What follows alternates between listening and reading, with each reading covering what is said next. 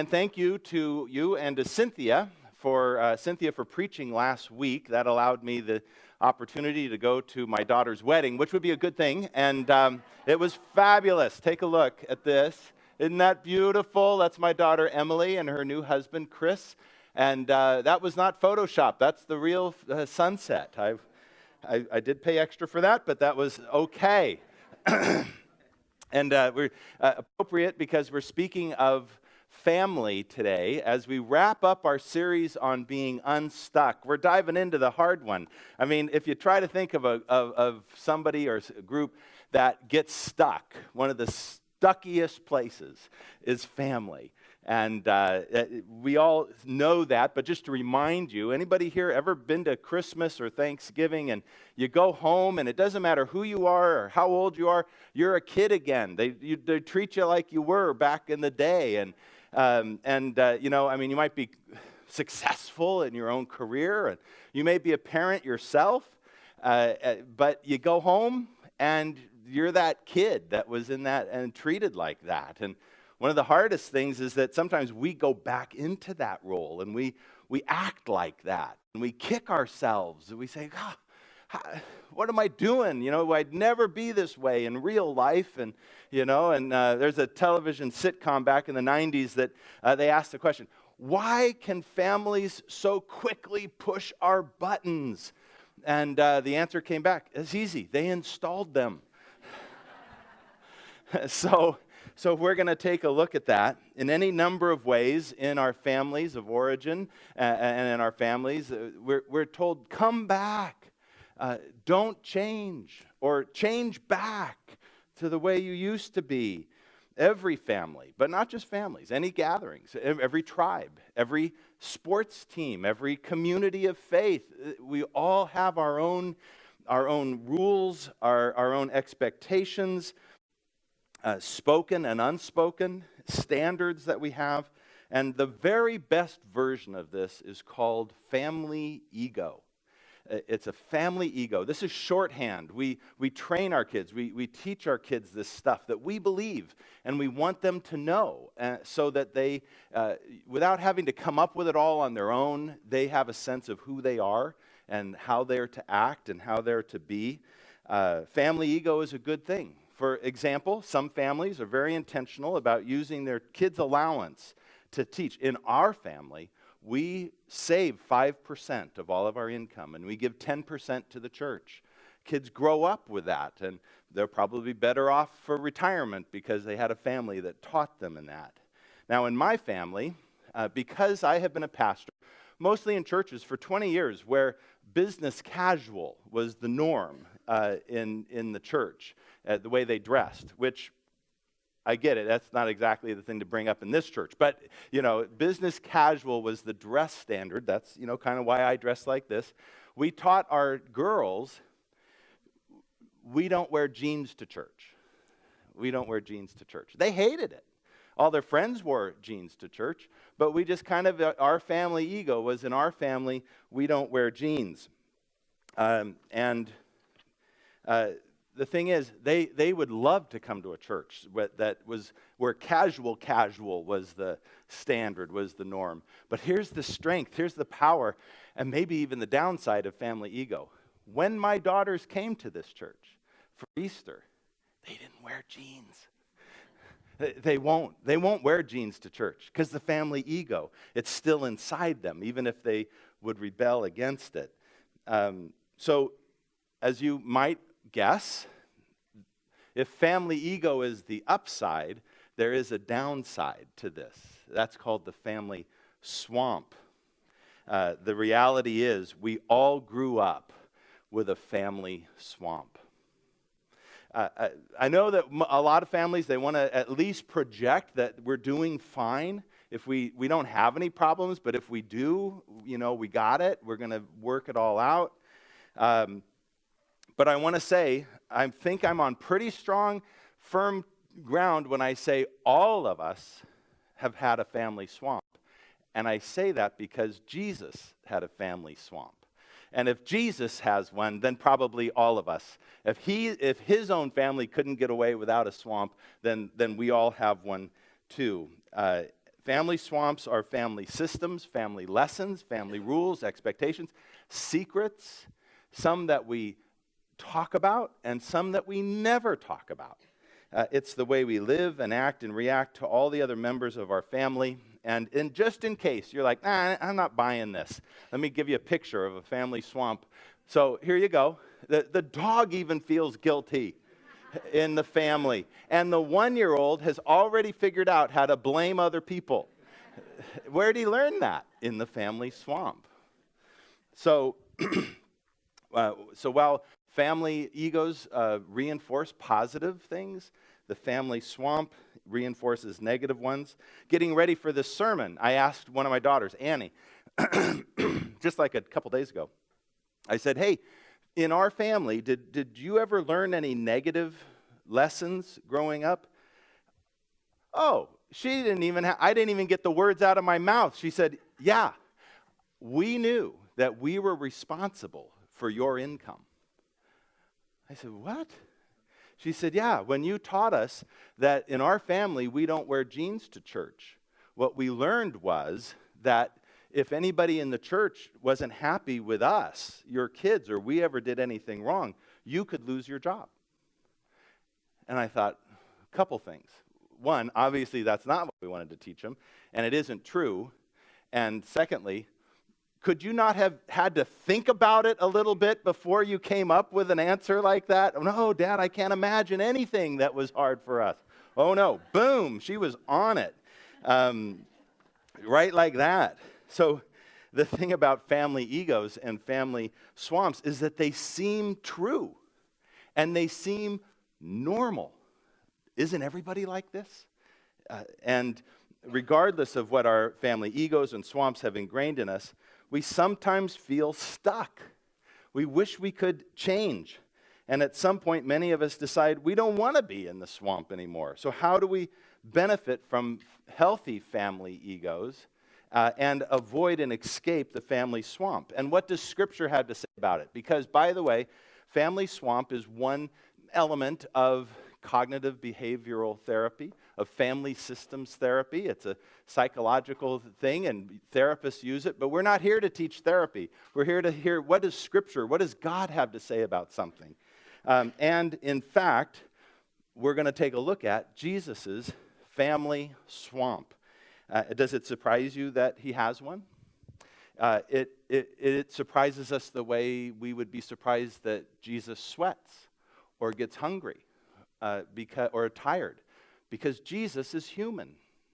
His family were human beings, and they and he experienced everything. He said, in all ways he is likewise tempted. He experienced everything. Otherwise, how could he relate to us? And so they had a swamp. And in the book of Mark, we have a great example of where this swamp comes into competition with his divine passion and purpose, where he could go one way or another.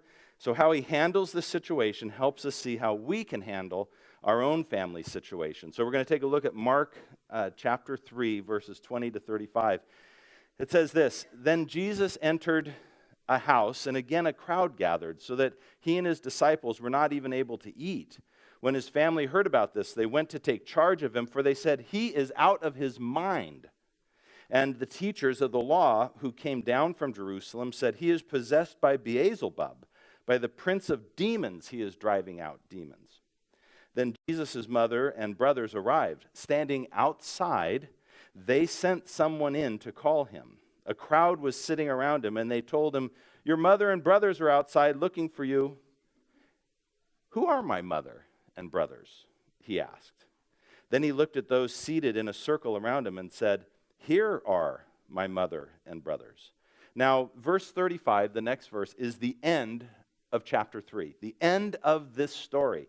"Whoever does God's will is my brother and sister and mother." So pause there and notice this. That's the end of the story of Jesus and his family.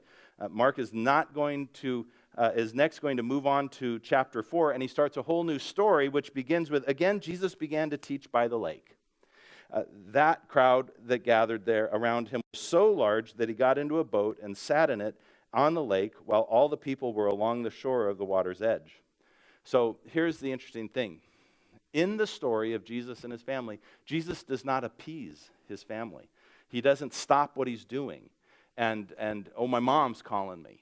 Hold on just a minute. I got to go talk. I want you to imagine, I'm older than he, but he was preaching. He was teaching in a circle, in a crowd. Imagine if somebody whispered, Neal, your mom's outside. And I just said, right now, you know what? Could you hold on a minute? My mom's outside. She wants to talk to me. And I couldn't say, tell her to wait. I'm doing what I do. No, I'm sorry. My mom wants me. I got to go. That's the situation.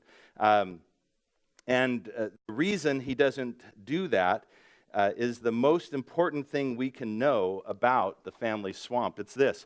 We can't help anyone when we are in the swamp. We can't help anyone, not ourselves, not our family members, when we stay in the swamp. Whether you have flown recently or not, I'm pretty sure you could finish this statement. It goes like this. Should a drop in cabin pressure occur, oxygen masks will drop from the ceiling. Put your own mask on first. Exactly. Why do they tell us that? Is it because they want us to be selfish? No, it's because we can't help others if we are incapacitated, if we are compromised. Airlines are not in the business of saying, listen, stay in your seats, but if chaos erupts, it's every man for himself. No, that's not what he's doing. They're telling us the best way to help the people you love, the people around you, is to establish and maintain our own health first. And while this makes sense, we have to hear it over and over again, whether it's on the plane or in the family, because our natural reaction is to go to do something for somebody else. We imagine a mother or a father or a friend sitting next to somebody they love, and all this breaks out, and the oxygen, we can't breathe. But many of us would jump to try to help somebody else first, and that's a losing proposition. We need to think about how we would first need to help ourselves before we help someone else. We see the wisdom of maintaining our own health in that situation, but it's a little less clear when it comes to Jesus in a group. We often assume Jesus' family understood him. I mean, imagine them. I am sure anytime family game night came along, Jesus never cheated, right? I mean, right? Everybody knew, oh, Jesus, he's the... And what was Christmas like at his house? Because, right, there's birthday presents. In other words, we have this image that Jesus was, his family was different than ours, or we never even think about his family. But we are assuming all of his brothers, his sisters, his parents, they knew who he was. They heard that story. They couldn't wait to see who he was as Messiah. If they had any questions about a sermon, they'd always ask Jesus, because he would know the answer. But that's not what this says. This text suggests otherwise. They went to take charge of him, for they said, he is out of his mind. Wow. And evidently, Jesus was preaching some challenging messages. He's making the religious leaders angry, and his family has come to straighten him out. Anyone ever been tried to be straightened out by your family? Now, let's just be honest. Some of us really need straightening out sometimes, and thank goodness we have people to do that. But other times, they just want us back in the swamp. So Mark records that his family stood outside and sent someone in. His mom didn't come in and stand at the back. They sent somebody in and said, you go tell that Jesus. He needs to come out here right now. Who am I? I'm his mother, and these are his brothers. You tell him. And when he comes out, we are going to straighten him out, because he is out of his mind. I mean, just feel what that would be like. Never mind what he's doing. Jesus, you can be Messiah on your own time. You can have your little lessons, when we're done. Right now, you need to stop what you're doing and come outside to us, because we need to straighten you out. And so when Jesus responded by looking at those seated in a circle around him and said, Here are my mother and brothers. Was he being disrespectful? No. He knew and he believed that Scripture said, honor your mother and your father. But it was part of his family ego as a Jewish boy to honor your mother and father. But he had to avoid the swamp. And one commentary puts it this way: while we can understand the family's concern if they thought he was out of his mind, their presence testifies to their lack of belief. It is likely they are concerned more about the family's reputation and are eager to stifle embarrassing gossip. So what Jesus was doing was remaining true to his own calling, to who he was outside of the family swamp. That's that thing. It was like Christmas or Thanksgiving, and they were saying, oh, no, we want you to be who you used to be. He was doing what he was put on earth to do. And by saying, here are my mother and brothers, he was saying, this is who I am. This is my life. So imagine if he had responded to his family's actions. He couldn't remain who he was, the prophet, the Messiah, and say, excuse me, my mom's outside, and she wants to talk to me. And then they would take him back to Nazareth and have a real talking to, right? And they would really straighten him out and correct what he was doing. If he had gone with him, it would have been on their terms, within the context of the family swamp, their expectations, all of which conflicted with his as the person he had come to be. To help them, he needed to stay out of their swamp. And that doesn't mean he gave up on his family. The healthier we become, the more we get out of the swamp, and the greater our ability to ultimately help our other family members who would like to get out. Sometimes our influence helps others in our families get out as well. In Jesus' family case, it was a swamp of disbelief. He's not out of his mind. He's doing what God has called him to do, but they, because of lack of faith, say, well, he's out of his mind. So it's helpful to know that Jesus' brother James actually gets out of the swamp. Because Jesus wouldn't get back in, James came to believe ultimately. And later in the New Testament, we read that Peter, one of Jesus' followers, came back to Jerusalem to talk to the apostles, the leaders of the church. And here's what Peter recorded. I saw none of the other apostles, only James, the Lord's brother. So James begins to lead the church because Jesus stayed out of the swamp and said, I'd love to get you out as well, James. It's fine to understand that we can't help ourselves or our family when we are in the swamp, but how do we get out of the swamp? First, it isn't easy. It isn't easy, and you know that already. But I have a little helpful, easy assignment for you. Go watch Crazy Rich Asians. That's a swamp movie. And I'm not going to give anything away. But when, in any movie, by the way, many movies are talking about the swamp. Crazy Rich Asians is, that's a whole nother movie. I'm claiming that. I'm pitching that to Hollywood. Crazy Rich Aliens. Oh, that's awesome. Okay. That movie is all about getting out of the family swamp. And when one gets out, they can help others get out as well. I won't give anything away, but if somebody gets out of a swamp in a movie like that, we all cry.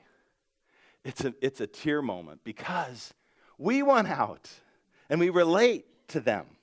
And movies aren't in the business of teaching cognitive behavioral therapy. What are they in the business of doing? Touching our hearts and the truth that maybe we aren't even aware of. So that's number one.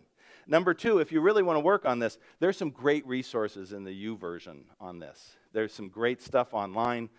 And I would just say, if you want to know more about this, and come talk to me. Email me, text me, come find me, set up an appointment. This has been very meaningful in my life, and I'm happy to talk with you about it. But I can't preach you out of the swamp, but I can point the way. So to get started, we need to stay on the path God has for you. This is the one step I want to give you today. Stay on the path God has for you. So I included Mark 4:1, that first verse of the next chapter, because it makes this point about Jesus staying on the path. Jesus' life brought him into conflict with his family, and they tried to drag him back into the swamp, and he actually incorporates their family's challenges and interference into his lesson. The last verse of chapter 3, verse 335 says, "Whoever does God's will is my brother and sister and mother." We just said that Jesus couldn't help his family by getting back into the swamp with them, so he doesn't. Instead, we see Jesus stay out of the swamp by staying on the path God had for him. That's verse 1 of chapter 4. Again, Jesus began to teach by the lake. The crowd that gathered around him was so large that he got into a boat and sat in it on the lake while all the people were along the shore at the water's edge. Why is that important? Because the story he was telling in the end of Mark 3 was Jesus beside us in the circle of a small crowd, and the next step for him in God's path was the large crowd. He was moving up, he was moving on, and all of that would have been stopped if he'd not been able to stay out of the family swamp. But, by the way, his family is never mentioned again in the Gospel of Mark. There's no, let's go back and solve this problem. Mark gives it to us to say, folks, this is a thing, and by following Jesus' example, we can move on and out of it. Imagine if Jesus had excused himself from the crowd in the house and went out to his family. So let's just take a look at the other option, staying stuck. They would have marched him back to Nazareth and on the way said, "What the heck do you think you're doing?" And instead of beginning chapter 4 with, Jesus began to teach by the lake to this amazing new crowd, we would read, Jesus spent time with his family in Nazareth. Later, he met with religious leaders to better align his teaching with their perspectives. That's the family. How do we stay on the path God has for us? We're not prophets tangling with religious leaders and trying to change the world, but we are men and women trying to live well while growing in our faith. Carolyn and I have had two very different paths over the last 30 years. So when our daughters were born, Carolyn took them on as her primary job and ministry. She has lived as Eugene Peterson describes. He says, calls it a long obedience in the same direction. So Carolyn's North Star has been to raise two healthy, self-actualized, godly women. And she's been doing a great job of it. But she has worked. She's worked our entire marriage. She is a volunteer. She sings in choirs, develops meaningful relationships. She was even in the bell choir in a couple churches. But she's always held decisions up to the light of her primary calling. And we've raised our girls together, but for her, if an opportunity came along for either of us that would compromise her ability to stay on God's path for her, she would say, let's not do it. She always opted for us not to take that. She was staying on God's path. Now I, on the other hand, completely different. Now we've lived on God's path in two completely different ways for the last 38 years this year in September. Who knew that when it all started, I was in the corporate world and I jumped to seminary, which led me to becoming a pastor, which led me to moving us to San Diego, which led me to getting my doctorate, which led me to becoming an interim where I only stay for 18 months or so, and then I could move to a church anywhere in the country. Oh my gosh, how different a path, but staying on God's path for me. Carolyn stayed on her path and stayed focused on a clear direction. I stayed on my path through twists and turns. So, how did staying on God's path help or hurt when it came to my family of origins, family ego, and family swamp? We parents all have our own swamp. We've done a good job creating ours, but we also all have our own family of origin swamps that we grew up in. Like all of us, my family had one. I was the youngest of four brothers, mom and dad. Mom was a PE teacher in the Valley. My dad was LAPD for 20 years. And if I have one example to sum it all up, and it happened, ironically enough, in church. I was walking into church. So to back up, my brother next closest to me is 7 years older than me. When I was in high school, he was in college. When I graduated from college, he was still in college. I think he was diagnosed bipolar. Now, I say I think. You would imagine that I would know that. But our family swamp didn't allow us to talk about it, didn't even allow us to acknowledge it. So I don't actually know what professional help my parents tried to get my brother. But I grew up with him. My room was next door to him. I experienced his behavior, but I don't know what my parents did about it. All I knew was that he threatened me often, made me crazy. I was always worried. I never knew what was going to happen when he came in. So as I say, I was very involved in church in high school and college. I was so involved that when my brother came to church, he was known as Neal's brother. My family swamp example happened when I was about 18 as I walked in for a service. So I walked in the back doors and saw him sitting in the back row. And he had just one arm out across the pews. And he looked back, and when he saw who it was, flipped me off. Now, what he was telling me was, you're not welcome. And I don't want you here. And it doesn't matter where we are, I'm still in your face. That was my experience. And not long after that, I moved out of my parents' home just because I couldn't deal with it all. Now, many years later, now I'm in my 40s. My brother's in his 50s. I'm living in San Diego with my family. He's living in a trailer in my parents' backyard. It hasn't been a very good life for my brother. And another turning point occurs when my father passed away in 2000. Something snapped in my brother. And I had driven up to visit my mom. And as I was walking out to my car, he came out of his trailer and confronted me, began cursing me. He was so angry about something having to do with my dad.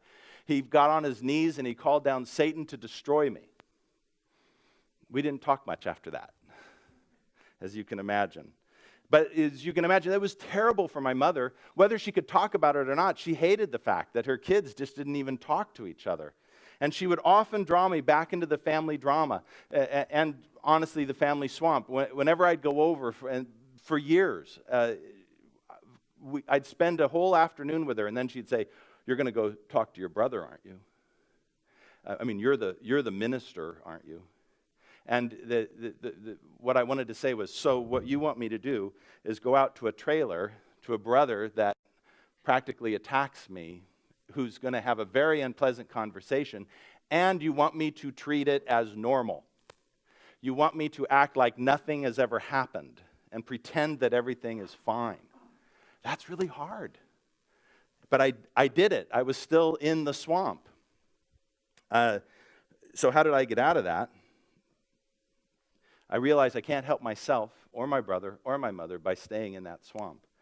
I did it by staying on the path God had for me. So what I finally was able to do was go to my mom and say, "Mom, I'm not going to sneak out to see my brother and pretend everything's okay. But I do want to make things right with him.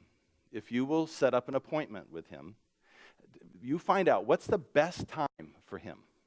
And I will drive up from San Diego to meet with him. And I will talk about our past together. And I will apologize for anything that I've done to him. And I hope he'll do the same for me. I want to have a genuine conversation." So she set it up, and we set up a time. And when the time came, I drove 2.5 hours from San Diego to Canoga Park with the explicit purpose of just talking to my brother about the real.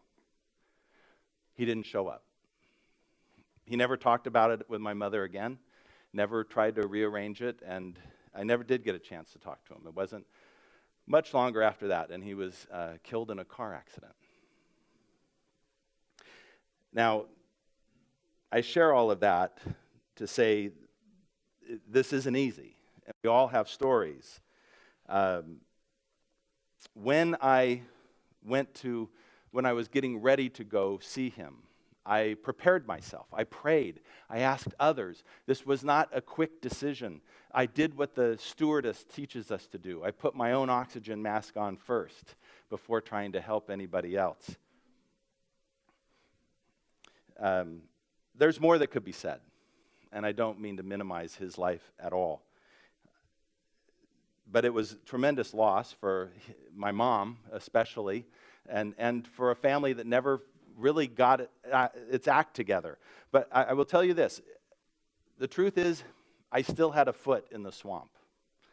Even as much as I had tried to get out, I still had a little bit in it. I resented years of living in fear and anxiety. I resented that my girls didn't have an experience with their grandparents that they might have had because my brother was haunting us and haunting them out of his trailer in the backyard, living there for so many years.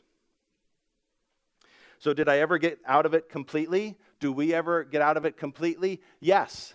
We sing about freedom in Christ. We sang about it already. What does that mean to be free indeed? It means to be set free. And we can be out of the swamp and make a difference in other people's lives who are in the swamp.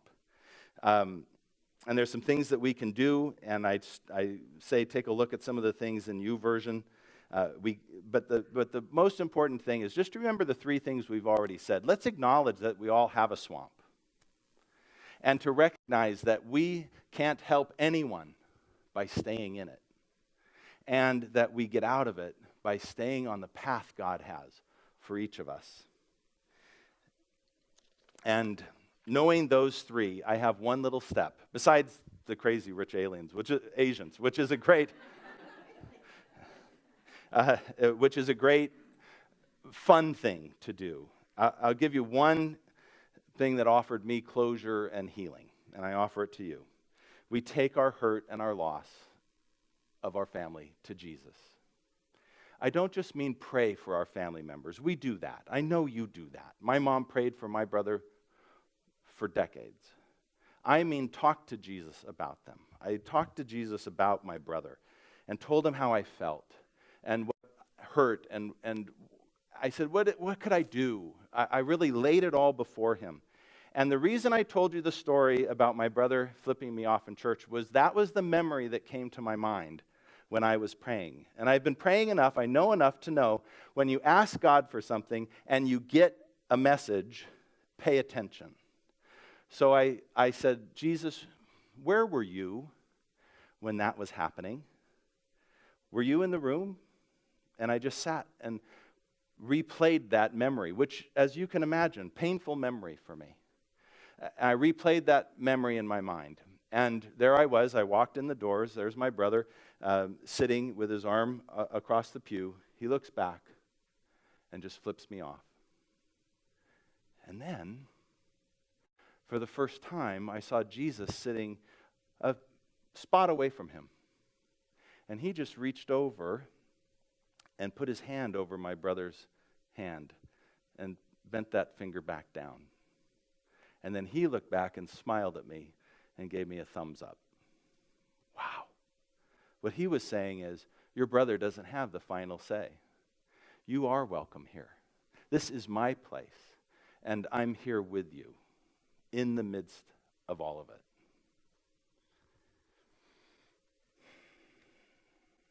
I know that my story is nothing compared to many of the stories that we know. And still, I want to say that I have met people with as challenging a story as any we could know or make up, and they have found healing and wholeness in Christ. And I want to offer that to us. We can talk about our family swamps because Jesus had one. And if he has one, my gosh, we all do. If Mark is willing to take a chapter of his gospel to talk about the swamp, then Jesus definitely wants us out of ours. And we can talk about it. But I want to stop talking about it, and I'd just like to pray about it with you. Would you pray?